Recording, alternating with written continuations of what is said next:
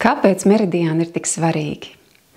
Tu zini, cik svarīgi ir asinsrites sistēma. Ja kādu ķermeņa daļu ilgstoši nospiež, asinsrite nepieplūst, sākas problēmas, sākas sāpes un varbūt pat diezgan nopietnas sekas. Ar mūsu enerģētisko sistēmu, ja meridiāniem ir gluži tāpat. Meridiāni mūsu enerģētiskā asinsrites sistēma.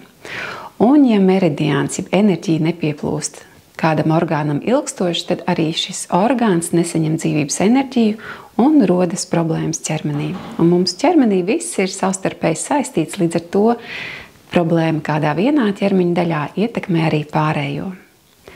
Uzzini vairāk par savas dzīvības enerģijas artērijām jeb meridiāniem bezmaksas webinārā.